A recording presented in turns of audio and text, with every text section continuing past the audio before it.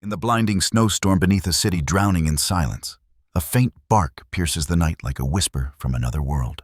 Behind a frozen dumpster, a mangled creature, furless, one eye, clouded, stares unblinking at the man. It's about to pull back from the edge of oblivion. No one knew where the dog came from. No one expected it to step into the lives of those ready to give up. And no one, not even Eliot, could imagine that this silent being would change hundreds of lives, rekindle decaying souls, and vanish like a legend too gentle for this world. This story will not only move you to tears, it might just change how you see pain, loss, and the miracles that come on four legs. Before we begin, hit that subscribe button so you won't miss our powerful and unforgettable cinematic stories. The wind howled like a wounded animal. Snow didn't just fall, it slammed sideways, carving white scars across the streets of Denver. Street lamps flickered behind curtains of sleet, casting broken halos over the empty sidewalks. Cars were parked abandoned, muffled under snowbanks. No one in their right mind was outside, except Eliot. His boots crunched over ice-slick pavement as he pulled his coat tighter, head down against the gale. He didn't mind the cold. Lately it felt like the only thing left that could cut through the numbness. The corner diner was shuttered, the sign creaking like a ghost with a sore throat. Across the street, the auto shop, his shop, sat like a block of stone, its single neon open sign flickering red and blue in the storm. Eliot wasn't working tonight, not really. The garage was just safer than the house, less quiet, less haunted. He reached the door and pulled it open with a grunt, the wind tugging against him like a child begging him not to go. Inside the garage was a tomb of metal and oil. The smell of grease and old rubber clung to everything. He liked that. It was honest. It didn't pretend to be anything it wasn't. He tossed his keys onto the workbench, kicked the snow from his boots, and dropped into the old recliner by the space heater. The same one he'd found in a junkyard 10 years ago and couldn't bring himself to throw out. Like most things in his life, it was broken, but still working. Still here. He stared at the wall where a faded photograph was thumbtacked above the toolbox. His wife Claire, their boy James, smiling. Prettier days. He looked away. The storm outside screamed louder, throwing itself against the tin roof like it wanted in. Eliot closed his eyes, trying not to think. Just breathe. Just exist. Just a sound cut through the wind. Not the wind, not the heater, not the groan of the garage.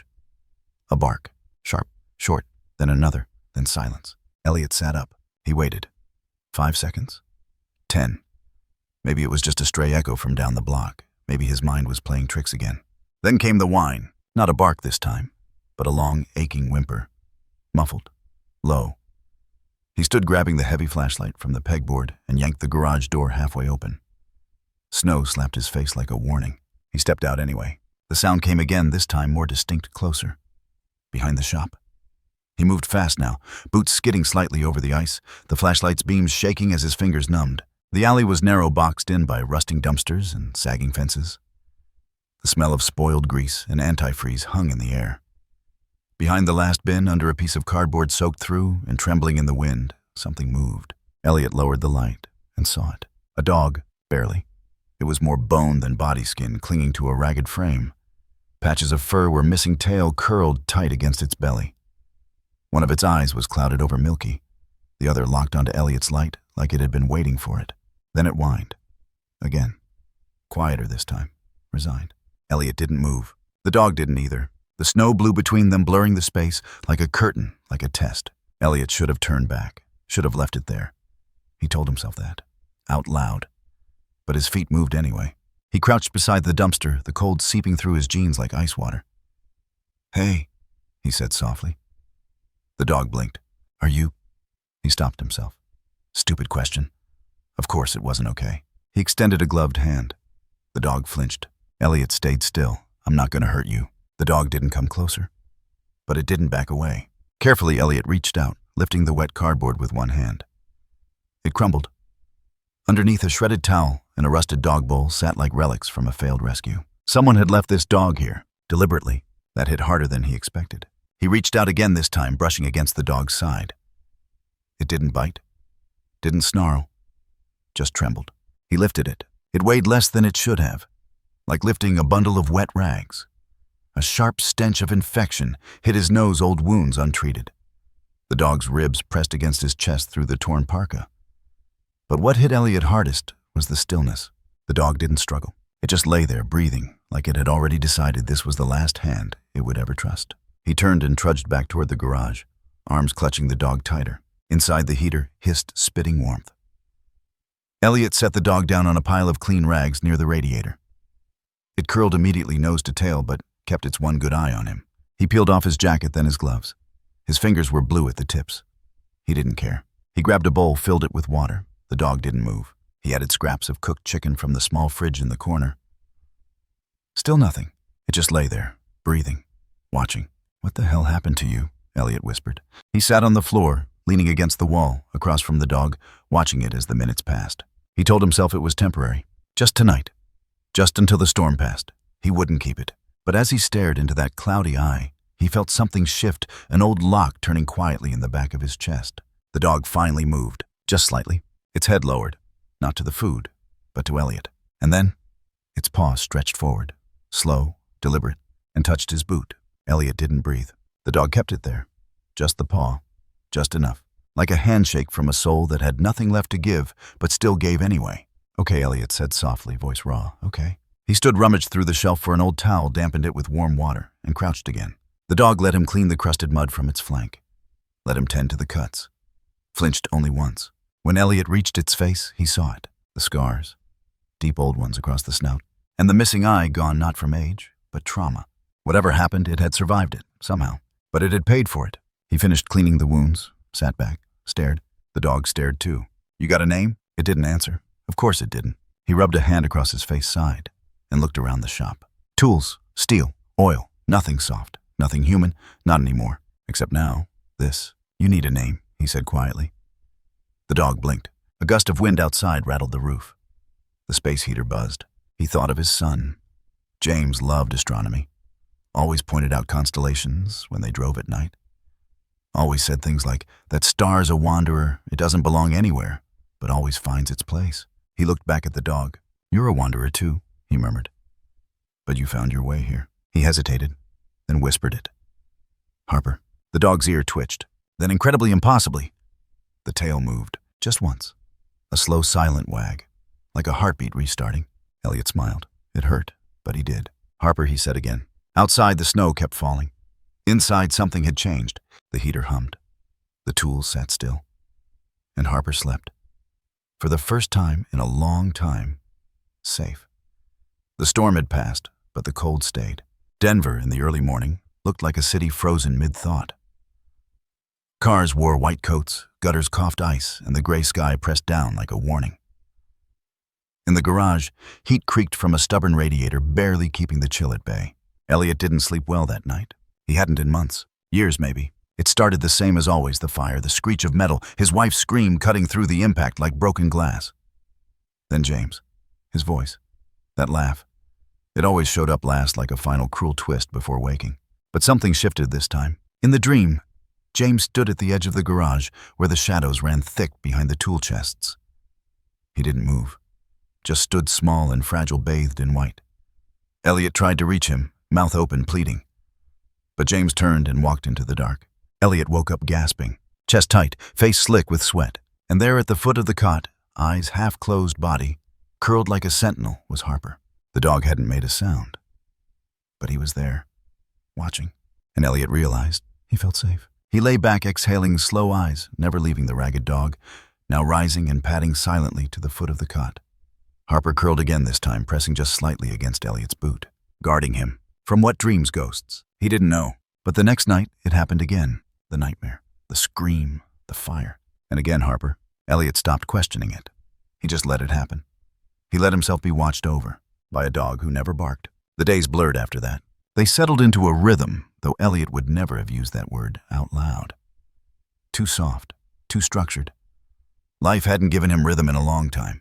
But there was something in the routine. He'd wake, stretch his sore back, and find Harper already up, staring at that corner of the garage, near the old cabinet. Not moving, not sniffing, just staring. The first few times, Eliot dismissed it. Dogs got weird about smells. Maybe there was a mouse, maybe mold. But Harper didn't sniff or paw. He didn't move his head. He just looked. Still. Focused. The cabinet hadn't been opened in years. Eliot knew what was in there, and he didn't want it out. He ignored it. Went about his day, fixed a carburetor, changed brake pads for a neighbor who still paid in cash, fed Harper scraps of chicken and slices of apple, which surprisingly the dog liked. But the staring didn't stop. It became ritual, morning, afternoon, sometimes just before Harper curled into sleep. That damned corner. It was as if something called to the dog, or through him. One afternoon, Eliot cracked. "What the hell are you looking at?" Harper didn't flinch, just turned his gaze briefly to Eliot, then returned to the cabinet. Eliot sighed, ran a hand through his graying hair, and shook his head. "You're insane," he muttered. "We're both insane." But something stirred anyway. Not in the room, in his chest. The cabinet. He hadn't touched it since Claire's funeral. He couldn't. It had been James's. The last thing they packed before the move that never happened. Inside were his drawings, his books, his astronaut pajamas that still held the faint scent of lavender detergent. Memories Eliot wasn't ready to exhume. And yet, Harper stared. Every single day. One morning, while pouring himself coffee from the dented percolator, Eliot caught Harper doing it again.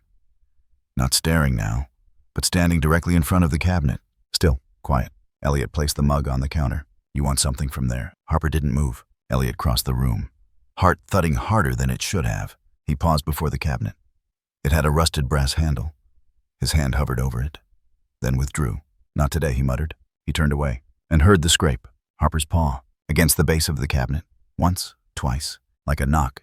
Eliot froze, then laughed, short, bitter, but not entirely humorless. "Jesus, you're persistent." He reached out this time fully. The door creaked as it opened, releasing a ghost of a scent that hit him like a punch. Cinnamon, paper, childhood. The top shelf held James's space shuttle toy.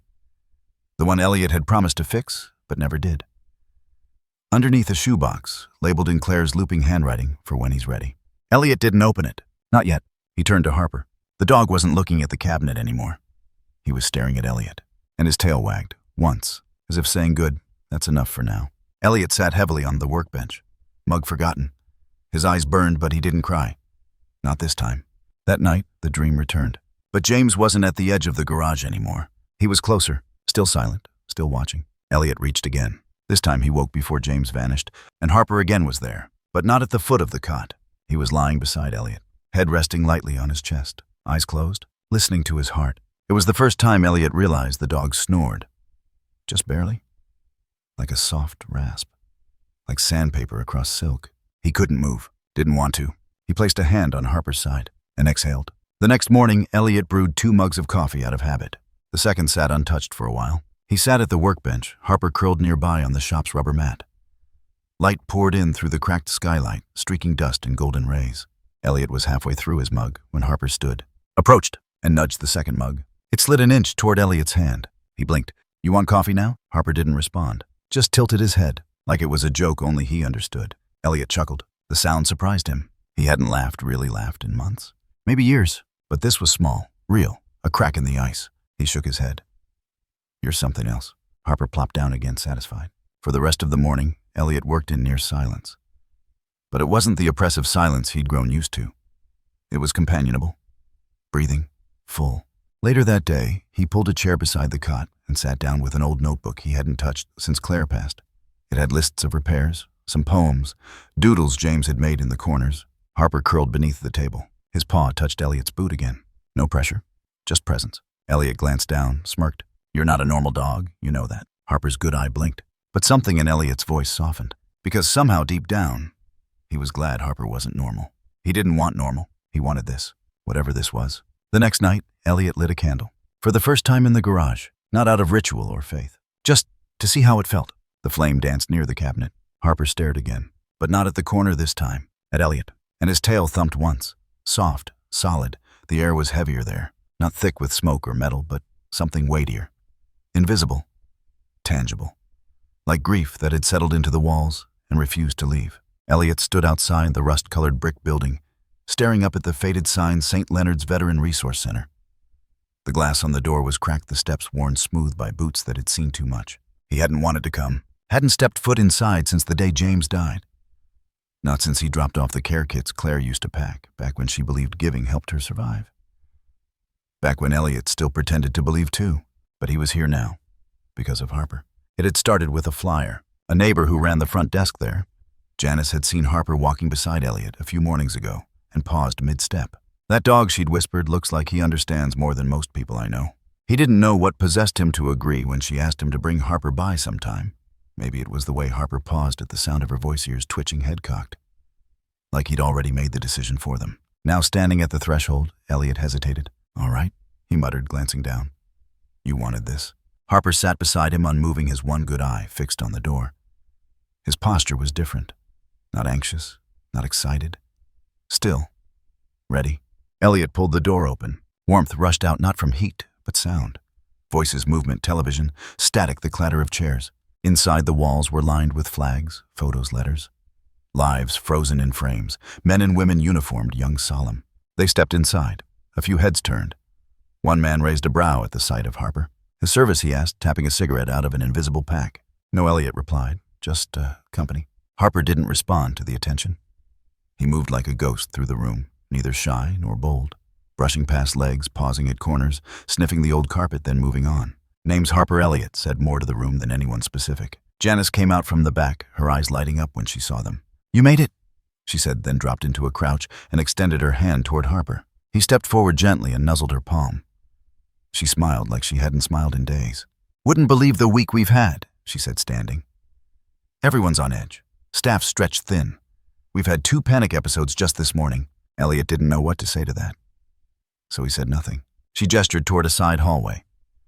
"There's a small rec room that's quieter. Some of the guys hang out there mid-morning. You're welcome to sit in." He nodded, following her. As they walked, Harper's gait slowed. Not tired, intentional. He paused near a closed door. Eliot barely noticed until Harper let out a low exhale, not a whine, not a growl. Just breath. "What is it?" Eliot asked under his breath. Then he heard it. Shouting, dull thuds. Furniture scraping. Janice stiffened. "God, it's happening again." She rushed ahead, radio already at her lips, calling for backup. Eliot followed on instinct. Inside the room, chaos bloomed. A man, late 30s, buzz-cut, face pale with sweat, was in full meltdown. He was pacing in tight circles, fists clenched, muttering under his breath. "Don't come near me! Don't come near me! Don't touch me! Don't touch me!" 2 staff members stood off to the side, hands open, helpless. "He's not responding," one whispered. "Tried the breathing technique, he's too far in." "Let's get the kit," the other said, stepping back. Eliot reached for Harper's leash, but it was loose. Harper was already moving. Slow, deliberate. Like gravity had shifted beneath his paws. "No," Eliot said, almost under his breath. "Wait, he's not trained for this." But Harper didn't stop. The man's muttering grew louder, sharper. "Back up! Back up!" He slammed his fist into a table, knocking a plastic cup to the floor. Water splashed across the tiles like blood. Harper stepped into the mess. The man's eyes locked onto him. What the hell? "Get that thing away. Get it away." But Harper didn't approach directly. He sat, right there, in the middle of the room. Still, eyes steady. Not a bark, not a twitch. Just presence. The man blinked. "Why's it looking at me like that?" No one answered. Harper tilted his head barely, then lowered it, laid his chin on his paws. Still watching. The man froze. His breathing, ragged moments ago, slowed, just slightly. He rubbed his hands on his jeans, looked away, then back. "He's not barking," he muttered. "Why isn't he barking?" Still no one spoke. The staff stayed where they were. Harper didn't move. Neither did Eliot. Then the man dropped to one knee. Not gently. Like something in his legs gave out. He stared at Harper. Silence filled the room like a prayer. "I had a dog," the man whispered. "When I came back, he used to... When the dreams got bad, he'd just lie by my bed. Like that. Just like that." Harper blinked. The man's voice cracked. I had to put him down. His shoulders shook. His arms dropped to his sides. He cried silent, broken sobs that came from somewhere too deep to name. Harper didn't move. Didn't touch him. Just stayed. The man leaned forward, pressed his forehead to the floor, and wept. Minutes passed. Finally, Janice stepped forward, kneeling beside the man. She didn't speak, just placed a hand on his back. When he finally sat upright, Harper shifted, moved closer, laid a paw, soft, careful, on the man's knee. He let out a shaky breath. "Feels like he knew I was going to lose it." Eliot finally exhaled. He hadn't realized he'd been holding his breath the whole time. A staff member crouched beside him. "What kind of training did you give that dog?" Eliot stared, stunned. "I didn't," he said. The man looked over. "Then how?" "I don't know." They sat in silence. Harper remained by the man's side until his breathing evened out completely. When the room was cleared and the man led gently out for rest, Eliot crouched beside Harper and placed a hand on his fur. "You knew," he said. Harper looked at him, not wagging, not licking, just looking, like he was waiting for Eliot to understand something unspoken. They left quietly. Outside, the air was brighter. Sunlight broke through the clouds, catching flecks of frost on the sidewalk. Janice followed them to the door. "I've worked here 8 years," she said. I've seen everything. Meds, therapy, dogs. But what I saw in there today, she shook her head. I think he reached somewhere we couldn't.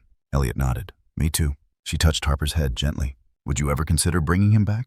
Regularly. Eliot hesitated, then nodded once. We'll see. They walked back in silence. At the stoplight, Eliot paused, looked down at Harper. You're not a therapy dog. Harper looked up.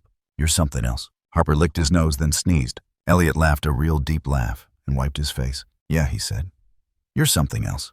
They kept walking, and behind them, through the glass door, Janice stood watching. Still, smiling, like she'd just seen a ghost walk in and bring someone back. The phone wouldn't stop ringing. At first, Eliot figured it was a mistake. Some telemarketer who'd gotten hold of the garage number. Maybe Janice had listed it accidentally on the center's event board. But the calls kept coming. An administrator from a youth shelter in Aurora. A director from a mental health facility outside Boulder. A woman who ran a halfway house for recovering addicts. They all wanted the same thing. Not Eliot. Harper. Just a visit, they said.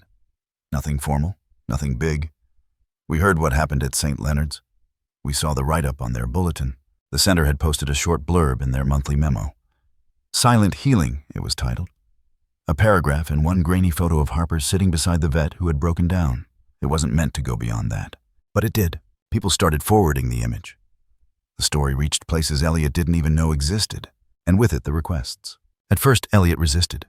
He wasn't in the business of performing. Harper wasn't a prop. But the more they asked, the more he noticed something else. Harper, he wanted to go. The mornings after those calls came in, Harper would hover by the door. Tail low calm, but expectant. Like he knew there was someone waiting on the other end of the leash. So Eliot agreed. Not out of curiosity, not out of kindness, out of something quieter. Trust. The first visit was to Clear Horizon Home, a facility for emotionally troubled youth. It wasn't what Eliot expected. No iron gates or barbed wire. Just a squat brick building tucked behind a dying strip mall. But inside, wounds everywhere. Not on skin, on posture. On the way the kids looked past you when they spoke. The staff were kind, tired, cautiously hopeful. They explained the setup. We won't force interaction. Some of them will ignore you. One or two might be aggressive, but most just don't speak. Eliot nodded. Harper sat beside him, still as breath. They were led into a common room with faded posters and mismatched beanbags. Music played faintly from a Bluetooth speaker, some old indie song that looped without lyrics. A boy sat curled in the far corner hoodie, up arms wrapped around his knees. A girl traced circles on the floor with a pen that no longer worked. The room shifted when Harper entered. Not startled, not panicked, just shifted, as if something invisible had entered first and told them he's safe. Harper didn't approach the girl or the boy, not at first. He walked the room slowly, measured. At the third lap, he paused. Sat directly beside the boy in the corner. The boy flinched just slightly, then peeked out from the hood. They locked eyes. Nothing happened. For a full minute, they just stared. Then Harper yawned dramatically and laid down with a grunt. The boy stared harder. Then so gently it could have been a trick of the light, he reached out and rested a hand on Harper's back. No words, just pressure. Just skin to fur. The staff member beside Eliot gasped, covered her mouth. She hasn't touched anyone in 5 weeks, she whispered. They stayed there for nearly an hour. Eliot didn't speak once. Harper barely moved. When they left, the girl with the broken pen handed Eliot a folded piece of paper. Inside, a drawing of a dog. One eye closed, one eye open. Its head rested on a child's lap. Underneath it, one word written in uneven black ink, friend. Eliot didn't know how to respond to that, so he folded it carefully and kept it in his wallet. The second visit was to Nightingale Behavioral Unit, a hospital ward that specialized in patients too unstable for mainstream therapy. The intake coordinator met them outside, clutching a clipboard and an apology. We had an incident yesterday, she said. One of our patients, Tyler, became violent. He's calm now, sedated. But the others are rattled. Eliot didn't promise anything, but Harper walked in like he'd been there before. Like he knew the walls were padded for reasons no one wanted to explain. He stopped in front of a woman, staring out the window, her hands trembling in her lap. Without warning, Harper nuzzled her palm. Her eyes didn't move, but her hand curled slow aching and rested on his snout. She whispered Sam. Later, the coordinator explained Sam was her dog. Had been, before her breakdown. No one had heard her speak in months. Harper had that effect. Not loudly, not quickly, but unavoidably. By the end of the week, they had 5 more requests. A rehabilitation center, a county-run group home, a veterans grief circle. One by one, Eliot took Harper, and one by one, Harper sat, waited, and let broken people unravel slowly at his feet. It became a kind of ritual. Eliot would brew coffee, pack treats, load Harper into the truck. Harper never whined, never barked. But when they arrived, when he stepped into each new place, something inside him locked into place. Like he knew exactly why he was there. The stories piled up. A man in a halfway house, who hadn't cried in 12 years, sobbed into Harper's fur for 20 minutes. A girl in detox who'd lashed out at every visitor fell asleep beside Harper with one hand curled into his chest. One afternoon, Eliot caught a correctional officer wiping her face in the hallway after a visit. He just sat with that boy, she said. Didn't do anything. Just sat. I've never seen him that still in his life. That night, Eliot sat in the garage staring at Harper across the room. The dog lay curled on James's old blanket, still intact, despite years of dust and silence. Eliot held a stack of notes in his hands. Drawings, letters, photos, all from the people Harper had sat with, even briefly. He spread them out on the floor, a mosaic of pain healing, and that crooked, steady-eyed dog at the center of it all. You're not normal, he said aloud. Harper looked up, blinking slowly. Eliot stood across the room and pulled open the filing cabinet. Inside Harper's folder, vaccination records, a printout of his x-rays, general physical notes. He flipped through every page. Nothing that said why this dog could walk into trauma and melt it like ice under sunlight. No neurological anomalies, no trauma markers, no unusual brain activity. Just a healthy dog, one eye blind, one body scarred, but whole. You're not whole, Eliot whispered. You're something else. Harper blinked, then yawned, as if to say, finally you're catching on. Eliot closed the folder, stood there for a while, letting the silence expand. It didn't feel empty anymore, just wide. That night, he had another dream. But this time James wasn't in it. Claire was, sitting on the porch, holding a mug of tea, laughing softly. Harper was beside her. When Eliot woke, the blanket on his cot was tucked just slightly tighter than when he'd gone to sleep. He didn't question it. Not anymore. The call came on a Wednesday. It was late morning. Eliot was under the hood of a rust-bitten Buick, arms elbow-deep in engine grease, when his phone buzzed on the workbench behind him. He ignored it the first time. The second. The third buzz finally pulled him away, more out of annoyance than urgency. The screen read St. Bellamy Hospice Care. He frowned, didn't recognize the name. Didn't recognize the number. He almost declined, thumb hovering over the red button. Then something stopped him. Maybe it was Harper sitting nearby, ears perked, eyes suddenly alert. Eliot hit accept. Mr. Rhodes. A woman's voice, soft but clipped. This is Sharon from St. Bellamy. I'm calling regarding your mother, Meredith Rhodes.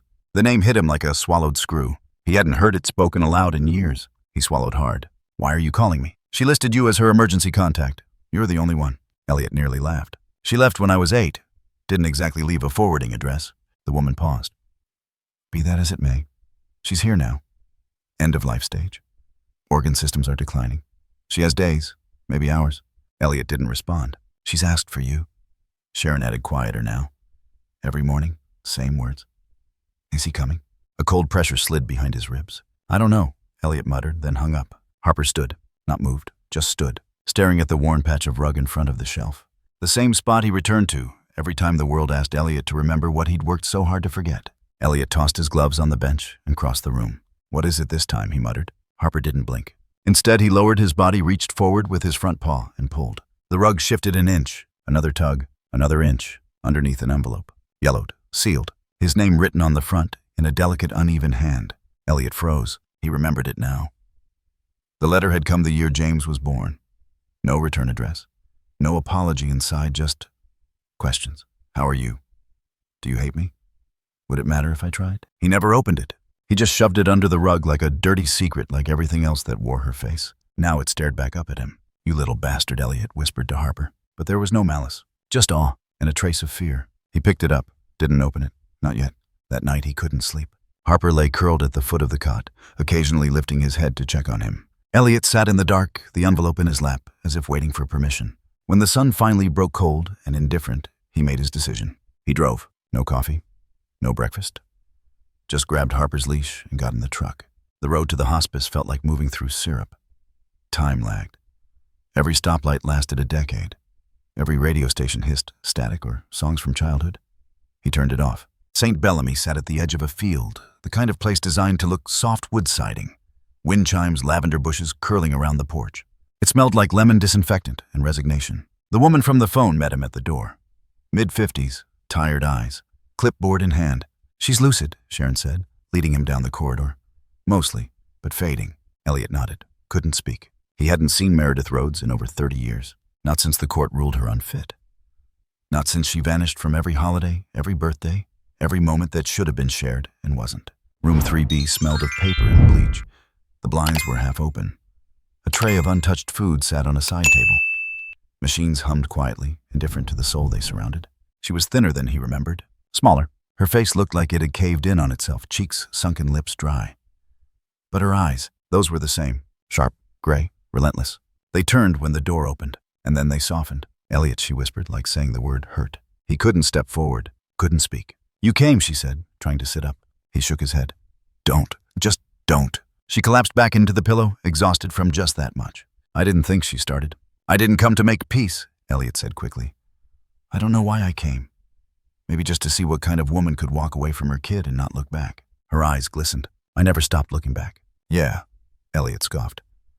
"Where were you when I graduated? When Dad died? When James was born?" At that name, her eyes widened. "You had a son." He clenched his jaw. "Had." Silence. Long. Cracked. "I deserve that," she said. Eliot turned to leave. Couldn't do this. Couldn't stay. But Harper was gone. He looked around, then saw him. By her bed. Lying there. Head resting against her frail leg. Her fingers trembling through his fur. Eliot froze. You're okay with that?" he asked Harper, half a laugh, half a plea. Harper blinked slowly, then looked at Eliot. Not begging. Not demanding. Just waiting. Meredith spoke again. "He reminds me of the dog I had when I was young. Before everything went wrong. Before your father. Before the pills." Eliot leaned against the doorframe. The air was thick with truth. "I didn't know how to be a mother," she said. "I was scared. Broken. I thought walking away was mercy." "It wasn't," Eliot said coldly. She nodded. "I know." Harper shifted, curling tighter against her. She smiled just barely. "He's warm." Eliot stepped forward. "Just one step." "You really listed me?" he asked. "I never stopped waiting," she said. "I figured one day you'd want to know how it ended." Eliot didn't respond. She reached toward the nightstand, fumbled and pushed a wrinkled photo toward him. He picked it up. It was of him, 5 years old, holding a cardboard sword, grinning. She'd kept it all this time. "You remember that day?" she asked. "No." "I do. You told me you were going to slay every monster and protect me." He swallowed hard. "That was before you became the monster," he muttered. She didn't deny it, didn't flinch, just whispered, "I'm sorry." And Eliot broke, quietly, not a sob, just a silent collapse into the chair beside the bed, his head bowed, shoulders shaking. Harper stood, walked over, and rested his chin on Eliot's knee. That warmth again, that anchor. Eliot looked at his mother, her breath coming thinner now. He reached for her hand, held it. It felt like paper. "Conta toujours," he whispered. She didn't respond. Didn't need to, because her eyes smiled, and then closed. Not all the way, but enough. They sat there until the machine beeped its long, final tone. Outside, the sun broke fully through the clouds. Inside, Harper stood still as stone. Eliot reached for him, pulled him close. They left together. No words, no more ghosts. Just space and breath, and something Eliot hadn't felt in decades. Peace. The compound reeked of bleach metal and control. Harper hesitated at the door. That alone unnerved Eliot. They'd been in dozens of institutions before: rehab centers, youth shelters, psych wards. Harper always entered first, steady, reading the air like a second language. But here, Northgate Correctional Psychiatric Facility, he paused. Not out of fear. It was subtler. A tension in his back. A flicker of calculation behind that one good eye. The intake officer, a barrel-chested man named Dawson, gave a half smirk. "Most animals don't like it here. They know when something's wrong in a place." Eliot nodded, tightening his grip on Harper's leash. "What exactly do you want us to do here?" he asked. Dawson checked the clipboard. "We've got a handful of low-risk patients cleared for community therapy interaction. Small circle. Nothing risky." Eliot didn't reply. He just scanned the long hallway linoleum floors, reinforced glass guards posted every 20 feet. The hum of fluorescent lights felt louder here, like they'd replaced birdsong with static. "This way," Dawson said, unlocking the first checkpoint. Harper walked forward now, slow and deliberate. Ears up, tail low, eyes sweeping the space like a soldier returning to a battlefield. They reached the therapy wing. A quiet room, beige walls, 6 men in folding chairs. One female staff member sat nearby, young, nervous, maybe new. "Gentlemen," Dawson said with forced cheer, "this is Eliot, and this is Harper." No applause, no response. But heads turned, and for a moment there was stillness. Then Harper stepped into the room, and everything shifted. Eliot watched as Harper made his rounds, one by one, giving each patient a moment. Some got a sniff, some a nudge. One man got a full head rest against his thigh and broke into silent tears. The young staffer smiled. "He's incredible." Eliot nodded. "He chooses where to land." They were halfway through the hour when it happened. A scream, sharp, raw, from down the hall. Then shouting.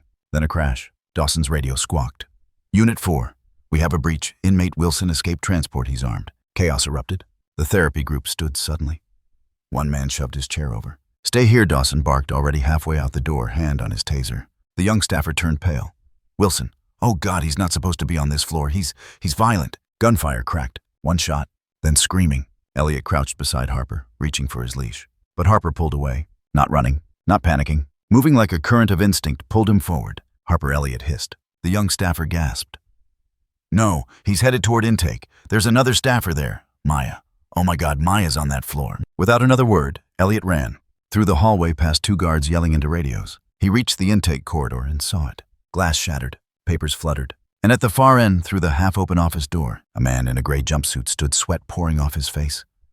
Wild eyes darting behind the mess of hair. His arm was locked around a woman's neck. She was frozen, hands up, eyes wide, breath short. A makeshift shiv, probably snapped from a broken table leg, pressed against her jawline. "I said don't move!" Wilson screamed. "No one comes in here. I swear I'll end her right now." One guard froze behind the wall, whispering into his walkie. Eliot crept forward, heart-hammering, breath sharp. He spotted Harper crouched just outside the doorframe. Still, watching, waiting. No dogs. Wilson screamed. "You bring that freak in here, I swear." Harper moved, not toward the man. He lay down, flat, body pressed against the floor. His head low, ears back, but his gaze unshaken. He growled, low, controlled. Not a warning, a distraction. Wilson flinched, just slightly. The hostage sobbed. "Please." Eliot didn't think. He reacted. With Harper growling just enough to fray Wilson's focus, Eliot darted forward, slammed his shoulder into the half-open door, and surged inside. The hostage screamed. Wilson turned. Too late. Eliot grabbed his wrist, twisting hard. The shiv clattered to the floor. Wilson snarled, tried to bite, but Eliot slammed him against the desk. Hard. The guards flooded in seconds later, dragging Wilson out in a storm of cuffs and commands. Maya collapsed against the filing cabinet, gasping. And Harper limped in. Blood marked the floor. A trail. Eliot turned. Harper. There was a gash across his front paw. Not deep, but steady. Eliot rushed forward, dropping to his knees. Harper stared at him. That same calm. Even now, blood-dripping chest rising and falling like a slow drum, he looked at Eliot and didn't blink. Didn't whine. Didn't flinch. He just looked. And Eliot, staring into that eye, the good one, felt it again. "I'm here." Not a bark. Not a sound, but louder than anything he'd ever heard. "I've got you," Eliot whispered. "I've got you." Later in the infirmary, a medic stitched Harper up while Eliot held him still. The vet said it was superficial, but Eliot couldn't stop shaking. "You saved her," he murmured. "You saved me." Harper licked his wrist once. The next day, the warden called. Wanted to issue a commendation. Eliot refused. No pictures, no story, no spotlight. The man on the phone hesitated. "At least let us make a donation to whatever thing you're doing." Eliot paused, then said quietly, "Donate to the trauma center and make it anonymous." He hung up. That night, Eliot sat on the garage floor beside Harper, who was curled in his blanket paw, bandaged, breathing soft. "I thought I lost you," Eliot whispered. Harper opened one eye and wagged his tail, just once. "I don't know what you are," Eliot said. "But I know what you're not." He leaned back. "I know you're not just a dog." And for the first time in a long time, he let himself believe in miracles. The first letter came folded inside a child's drawing. Eliot found it tucked between a stack of tire invoices on the workbench one late afternoon. No envelope, no return address. Just a crayon sketch of a dog, a lopsided smile, one clouded eye, and shaky handwriting in purple marker. I saw him too. He made me feel better. He stared at it for a long time. It wasn't the first time someone had sent a note about Harper. Since the therapy visits started, they'd gotten dozens of thank you cards, scribbles from kids, a few emails from overwhelmed staff. But this one felt different. He called Janice first, assuming it came through her. "I didn't send anything this week," she said. "You sure it wasn't dropped off directly?" No one else had been to the garage. No one but Harper. Eliot set the drawing aside, didn't think much more of it, until the next one came. 3 days later, a plain white envelope postmarked from Phoenix, Arizona. Inside, a Polaroid photo of a girl maybe 8, hooked up to tubes in a hospital bed. Eyes closed, motionless. On the back, a handwritten message. "My daughter was in a coma for 3 months. She woke up last week. First thing she asked for was the dog with the broken face. She drew him. It looks exactly like yours." "How can that be, El Martin?" Eliot stared at the picture, then at Harper, sleeping in the corner of the garage. His bandaged paw stretched across the cot, like it owned the room.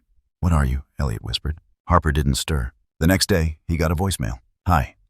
I hope I've got the right Eliot Rhodes. I'm not sure how to say this, but I saw your dog in Ohio at a park. The woman's voice cracked. "I was thinking about ending it. I had the bottle in my coat, and then he sat next to me. Just sat. I cried for 20 minutes. He was gone when I looked up. Then I saw the photo online this morning. It was him, I swear. One eye. Scar on the leg, that crooked smile. How is that possible? Eliot didn't know how to respond, because it wasn't possible. He hadn't left Denver all week. Neither had Harper. Still the letters kept coming. From Kentucky, Nevada, upstate New York. Always the same story. He sat beside me. He looked at me like he knew everything. I thought I was alone until I saw him. And always the same description. Harper, scarred, silent, present. Eliot began to feel it in his skin, that subtle sense of being followed, but not by danger. By gravity. By something weightless that carried immense weight. One night, as snow fell against the garage windows in slow motion, Eliot sat at the bench, surrounded by drawings. Dozens of them. Some on napkins, some on thick parchment. All from people who'd never met one another, who lived states apart, who'd described the same thing. A dog with a crooked smile and one blind eye sitting exactly where he was needed. He picked up the oldest letter, the one from the girl in the coma. This time he opened the sketch tucked inside. Harper, drawn in pencil. But behind him, faint and barely visible, was a shape. It looked like a boy, standing behind the dog, smiling. James Eliot whispered. He blinked and the shape seemed to vanish. Coincidence, he told himself. Coincidence? But the itch wouldn't leave. He found himself going back through Harper's vet files again. Looking for... he didn't know what. Something unexplainable. But the records were the same. Healthy, slight jaw deformity, scarring consistent with previous abuse. No mention of anything extraordinary. No notes from anyone who might have suspected the dog was something more. And yet, people kept seeing him, in states he'd never been, in rooms he'd never entered, and always at just the right moment. One morning, Eliot found Harper sitting by the front door, staring at the mail slot. A few seconds later, something slid through. A package. No label. No return address. He opened it carefully. Inside an audio cassette tape. And a note. Found this in my brother's storage unit after he passed. Recorded in 2003. You should hear it. Eliot dusted off the old player from the shop's storage closet and pushed the tape in. Click. The static hummed. Then a voice. You ready? A second voice replied, nervous younger. Yeah. Are you sure we should record this? Yeah, I want it on tape, just in case. What's his name again? Harper. The tape hissed. Then barking. Soft, distant, then closer. A voice cracked. He's doing it again. Sitting by the stairs. Pause. He only does that when Mom starts crying. A beat of silence. Then the whisper, I think he knows. I think he came here to help her. Eliot stopped the tape, took a long breath, then rewound it and played it again. Harper. The same name, the same behavior, same presence, but from a recording more than 2 decades old. He looked at Harper now, curled beneath the bench, twitching gently in his sleep. You've done this before, Eliot said quietly. You've been doing this a long time. A knock on the door broke the stillness. Eliot opened it to find a teenage boy, maybe 16. Hoodie pulled low, shaking hands gripping a folded envelope. You're Eliot, right? The boy asked. Eliot nodded. The boy handed him the envelope and turned to leave. Eliot called after him. Wait, how did you find me? The boy paused. He told me, he said. Who? The boy looked down the street. There was a dog. One eye. He followed me all the way to the bus stop. Just sat there until I got on. When I looked back, he was gone. He nodded once, like confirming it to himself, and walked off. Eliot opened the envelope. Inside a photo, Harper, sitting in front of a broken church. A boy standing behind him, hand on Harper's head. No caption, just the image, just more proof. And finally, Eliot stopped denying it, stopped rationalizing. He sat on the garage floor surrounded by proof that should not exist, and whispered aloud, You're not a dog. Harper lifted his head. Eliot stared into that gaze, ancient, soft, relentless. You're a soul, a sentinel, a wanderer. Harper yawned, slowly, then laid his head back down, as if to say, finally, he sees. Eliot exhaled, and for the first time in years, he smiled not because it made sense, but because it didn't have to. Some things weren't meant to be explained, only witnessed, and followed. The storm had been brewing for days. Gray clouds smeared across the Denver sky like charcoal bruises. Every radio station, every news channel, every digital ticker screamed the same warning flash flood alerts across Jefferson County, mandatory evacuations in effect. Eliot didn't wait for a call. He knew exactly where they were needed. Valley Spring Youth Camp sat at the foot of a narrow canyon, too close to the runoff channels, too far from emergency services. The kids there weren't vacationers. They were state wards, trauma patients, special needs children that the system kept in corners and called progress. Eliot had volunteered with them once months ago after Harper's visits became legend. Now the director had left a voicemail with one word, help. Eliot packed quickly flashlights, bottled water, rope. He hesitated only once when Harper limped toward the truck. Your paw's still healing, Eliot said. Harper didn't stop, didn't blink. He simply walked to the passenger side and sat, waiting, like always. They reached the camp by early afternoon. Rain pounded the windshield in relentless sheets. The dirt roads were already slick tire-deep rivers carving through the clay. Staff ran back and forth like ghosts, loading kids into vans, shouting instructions through walkie-talkies that crackled with static. Eliot jumped out. Harper followed tail low, head high. The director met them by the central cabin. Her face was pale, soaked to the bone. "We've got all but one building cleared," she said. "The last group's headed to high ground now. But we're missing someone." "Who?" "A girl. Emma, 8, nonverbal. She panicked when we tried to evacuate her. Slipped out through the east corridor. We're trying to track her, but..." Lightning split the sky. Thunder answered like the earth had torn in half. A shout rang out near the tree line. A staffer pointed down a slope where water now surged like a newborn river. "She's down there," he screamed. Eliot turned, and Harper was already gone. "Harper," he shouted. But the dog was charging down the hill through mud, through broken branches, through ankle-deep water that was rising fast. "Get ropes," Eliot barked. "I'm going after him." But before anyone could move, a second wave slammed through the ravine. Water surged. Trees bent. Eliot slipped, caught himself, eyes scanning wildly. Then there, across the clearing, Emma. She stood on a fallen log arms, hugging a soaked teddy bear to her chest, eyes wide with terror. The water licked at her feet, and Harper was beside her, not barking, not panicking, just standing, still, unshakable. A wall of fur between the girl and the river. Eliot raced forward. "Emma, don't move." She didn't respond. She couldn't. But she clutched Harper tighter, burying her face in his side. Then the log shifted, cracked, started to move. "No." Harper turned, locked eyes with Eliot, and moved. He pushed the girl gently, just enough for her to slide into the shallow edge. Then Harper jumped, not away, toward the current. He caught the back of Emma's jacket in his mouth and yanked. The log snapped in half. Eliot splashed forward, grabbing the girl's arm. "Hold on." Together, he and Harper pulled her to the bank. Hands reached down.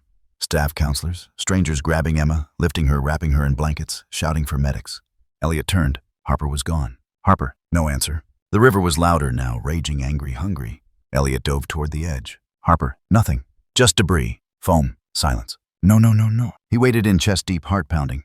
"I'm not leaving you." He searched until dusk. Past dusk. They sent a rescue boat. They found nothing. Not a trace. Not a paw print. Not a splash of blood. Just the river. And the space where Harper used to be. Eliot collapsed on the bank, soaked and shaking. "He saved her," someone whispered behind him. Another voice added. He knew what he was doing. "And Eliot?" Eliot stared at the water. "Don't you dare," he whispered. "You don't get to disappear like that. Not you." But there was no reply. Only the wind. And the knowledge that Harper had never once asked for thanks. Only purpose. Only presence. Only to be exactly where he was needed, even when it meant letting go. Eliot couldn't sleep. The garage had never been quieter. Every tool on the pegboard, every piece of grease-stained cloth, every dented oil can felt abandoned. Like they too were holding their breath. He sat on the cot, still wearing the boots soaked through with river water jacket clinging to his back like regret. The blanket Harper used to curl into was untouched, but Eliot didn't have the courage to move it. Something about its shape, the shallow dip where Harper's body used to rest, felt too sacred to disturb. Outside, the wind dragged its knuckles across the roof. Eliot hadn't eaten in 2 days. He hadn't answered the phone. Not since the flood. Not since the last time he saw Harper disappear beneath the frothing current with that girl's coat clamped in his mouth. And even though the girl lived, even though Emma was safe, Eliot couldn't stop replaying that moment, the look Harper gave him just before the log broke loose. That slow, steady stare that said, "It's okay. I was meant for this." But Eliot wasn't ready. He wasn't ready to let go. Not again. Not after James. Not after Claire. Not after finally finding something that held him together when everything else cracked. He buried his face in his hands, shoulders hunched under the weight of a grief so thick it pressed like a second spine against his back. Then the first envelope arrived. It was slipped through the side of the garage door.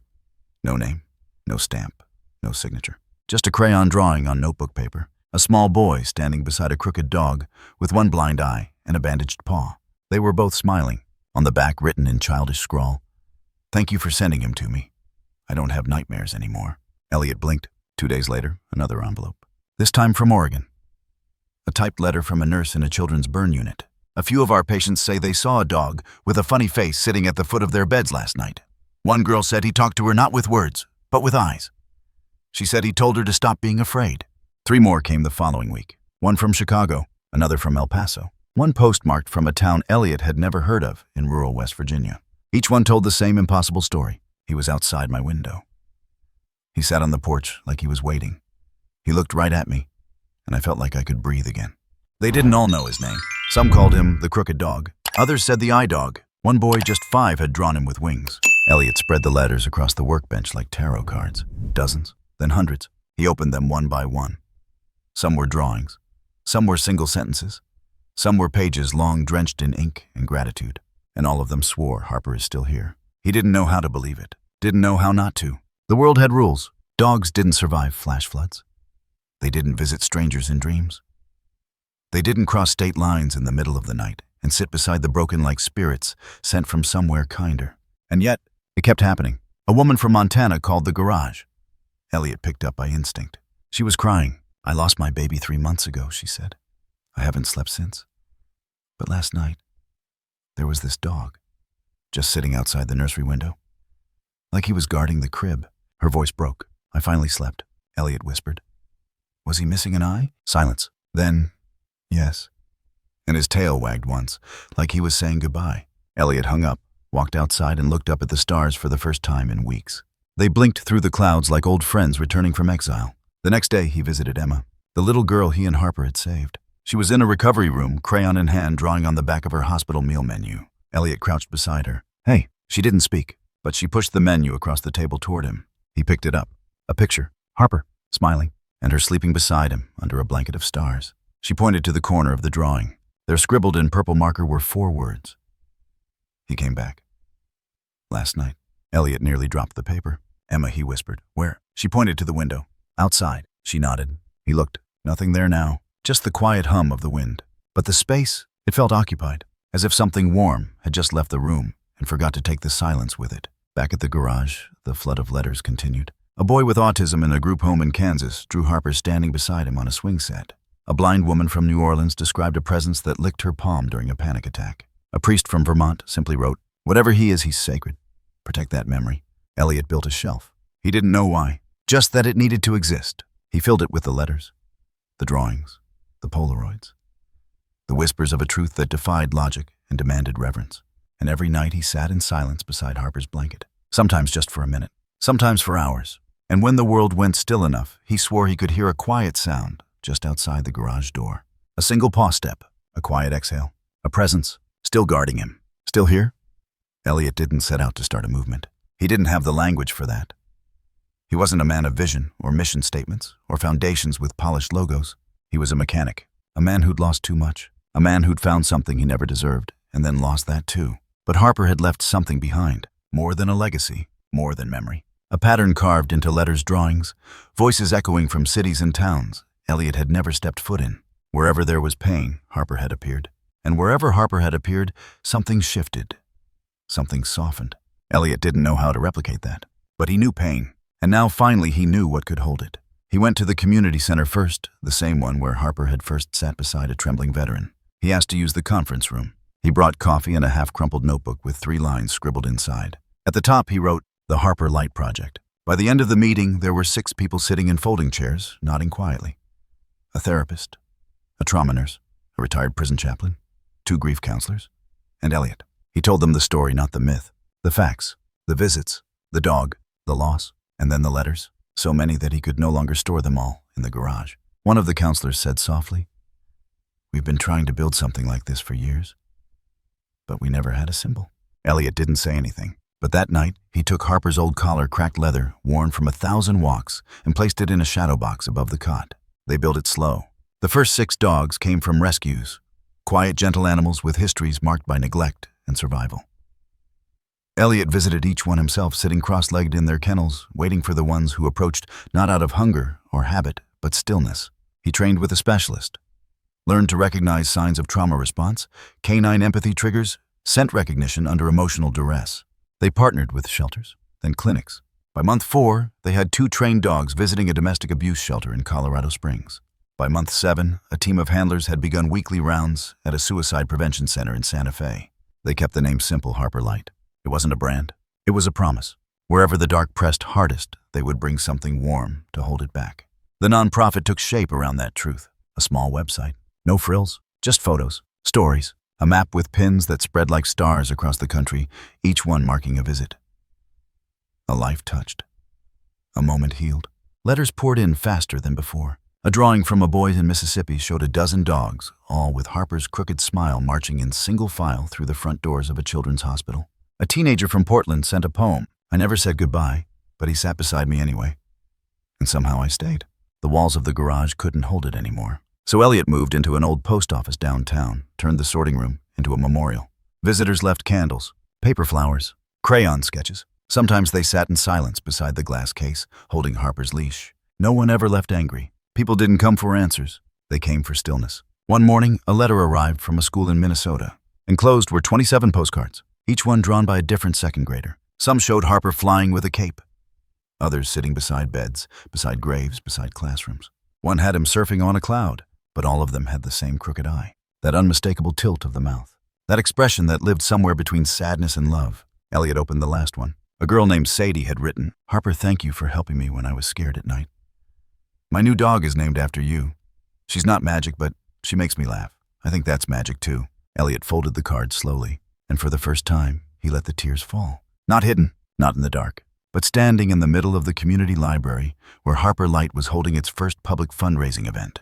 Hundreds of people stood around him. Volunteers, grieving parents, former addicts, therapists, children. They watched as Eliot Rhodes, the quiet man, the reluctant shepherd, finally cried, and no one said a word. They didn't need to, because they were crying too. Later, someone would post a photo online, Eliot holding Sadie's card. Tears on his cheeks, standing beside a golden retriever in a therapy vest. The caption simply read, "He gave us light. Now we carry it." The road felt familiar in a way that made Eliot's chest ache. He hadn't driven this stretch in months, not since the last storm, not since the flood took what it had no right to claim. But now the truck moved like it remembered the turns without effort, as though the tires had memorized the rhythm of grief.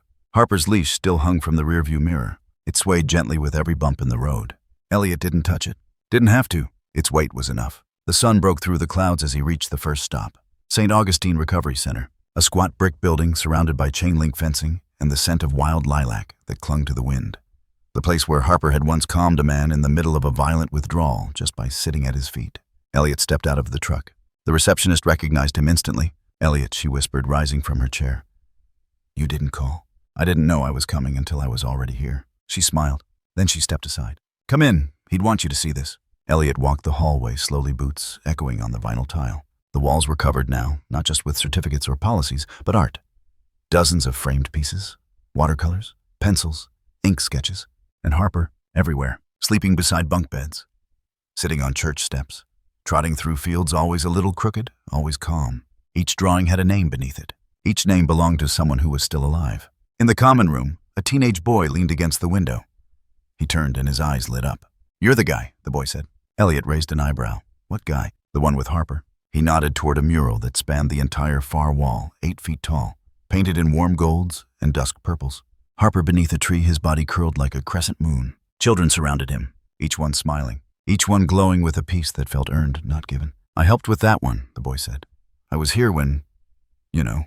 Eliot nodded. He didn't have to say it. The boy walked closer. "I still dream about him sometimes, when it gets bad. He shows up and doesn't say anything. Just lays next to me." Eliot swallowed hard. He always did know when someone was on the edge. The boy looked up at him.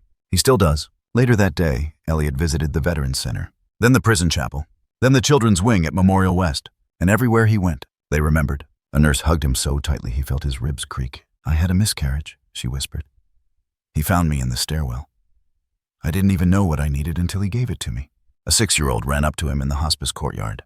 "Harper was here last week." Eliot smiled, kneeling. "Yeah." She nodded, tooth-missing face lit like sunrise. He let me hold his ear. The funny one.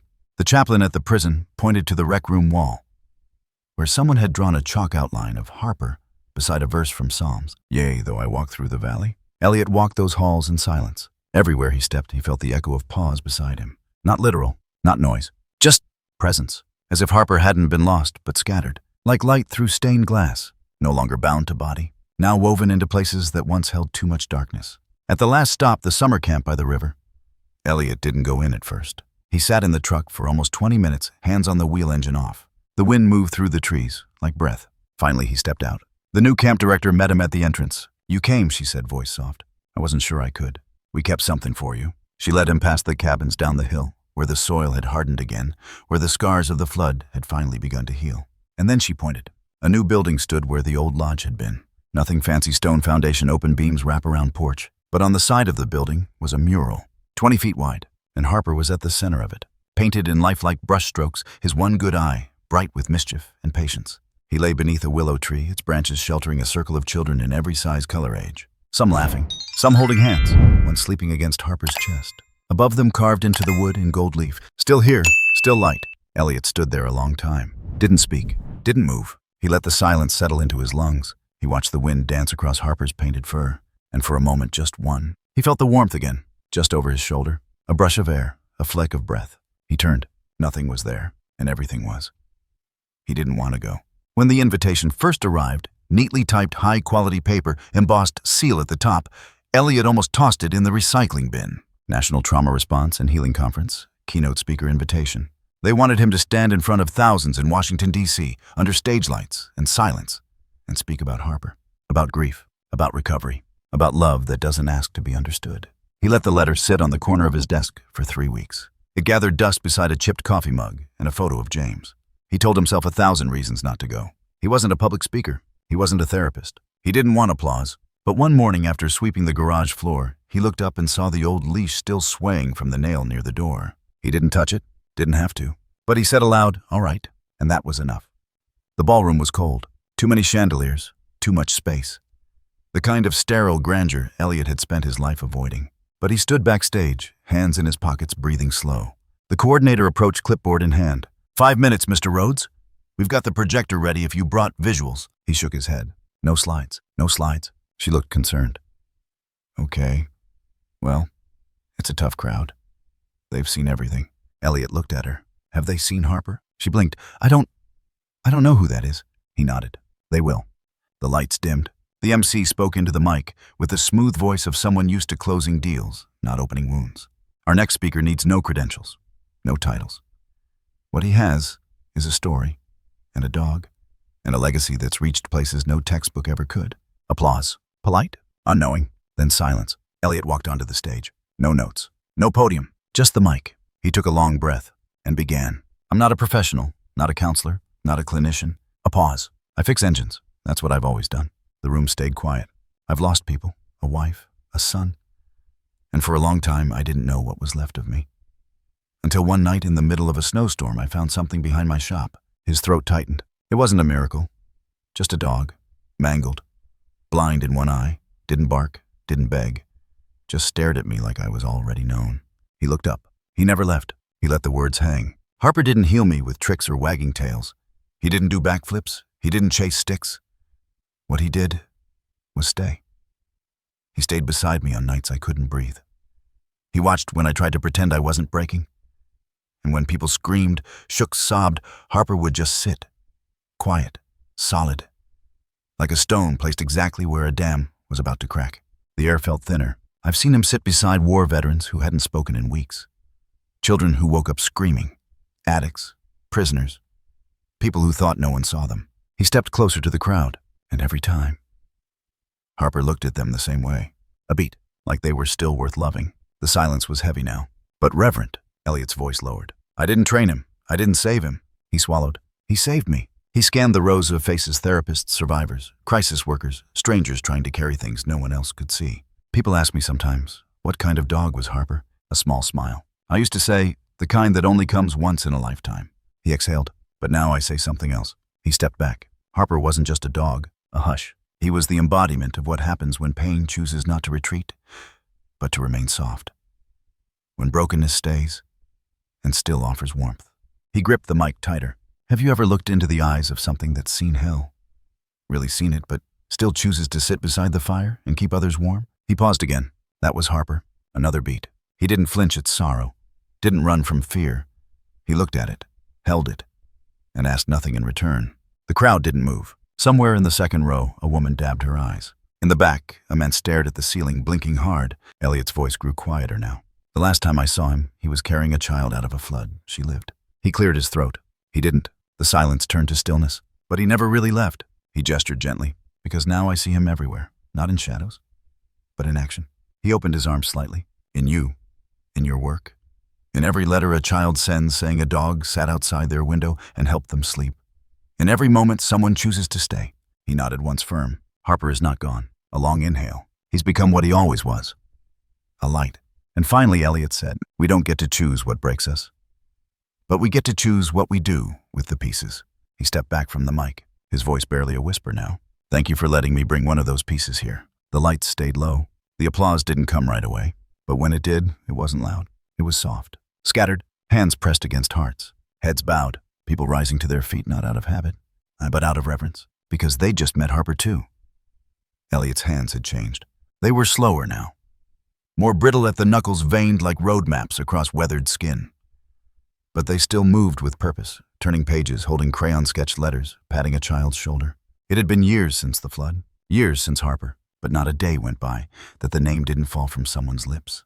Today it was a boy with a scar above his eyebrow, and a voice like a flickering candle. Is it true, he asked, that he had one eye and never barked? Eliot nodded. The group of children, all 12 of them, all without parents, sat cross-legged in a circle inside the sunroom of the Harper Light home, the newest shelter built on the quiet edge of Denver. I heard he could heal people, a girl whispered, like, with just his eyes. Eliot leaned forward, elbows resting on his knees. I don't think it was his eyes, he said. I think it was how he looked at you. Like you weren't broken, even if you were. The room fell quiet. Outside, birds passed over snow-dusted hills. Inside, the story returned. He told them about the storm, the alley, the one-eyed dog behind the dumpster. He told them about the veterans, the letters, the flood, the child Harper saved, and how he never came back. Not in body, but in everything else. One of the smaller boys tugged on Eliot's sleeve. Do you miss him? Eliot didn't answer right away. He looked out the window where a tree bent gently in the wind. Then he said, I don't think I've ever stopped missing him. But missing him feels different now. Like missing something that was never really mine to begin with. The kids didn't fully understand, but they didn't need to. They felt the weight in his voice, the reverence, the kind of sadness that doesn't demand to be fixed, only witnessed. Eliot reached behind him and opened a wooden chest. Inside were drawings, dozens, hundreds, faded cards, dog-eared letters, a tattered red leash. He passed a few around. Let the children hold them, smell the ink, touch the edges. This, he said, is what he left behind. Not a grave, not a statue, but all of this. A hush followed, until one girl, maybe 6, pointed toward the window. Who's that? Everyone turned, and there just beyond the glass, a dog. Medium-sized, reddish coat, one cloudy eye, limping ever so slightly. Eliot stood, pressed a hand against the window. The dog didn't look up, just walked slowly along the fence line, past the trees, through the sunlight. The children rushed to the window faces, pressed against the glass, shouting over each other. Is that him? It's Harper. It's really Harper. I saw his eye just one. But Eliot didn't answer. He just watched, because he knew. Harper had never belonged to him. He belonged to whoever needed him next. The dog paused beneath the willow at the edge of the field, turned his head, and for one impossible moment, Eliot saw him clearly. The crooked smile, the weighted silence, the stillness that carried everything. A tear slid down Eliot's cheek, but it wasn't grief. It was gratitude. Then, just as softly, Harper turned and disappeared into the trees. The children buzzed electric. Where did he go? Let's go find him. But Eliot raised a hand gently. No, he said. Let him go. Someone else probably needs him now. The kids slowly quieted. Not disappointed, but understanding. Even at their age, they understood the sacredness of a goodbye that wasn't really a goodbye. That night, Eliot sat by the fire, letters in his lap, a mug of tea growing cold beside him. And on the wall, above the fireplace, the same phrase painted in looping script. Some lights never go out. They just choose a form to stay in. The camera panned wide, Eliot alone in the room. But not alone. And in the far distance between trees blurred by snowfall, a single figure moved, soft, steady, silent. A dog with one eye. Still walking, still watching, still light. The screen faded to black. No credits, no music, just the sound of wind. And then one last message appearing in silence. Some lights never go out. They just choose a form to stay in.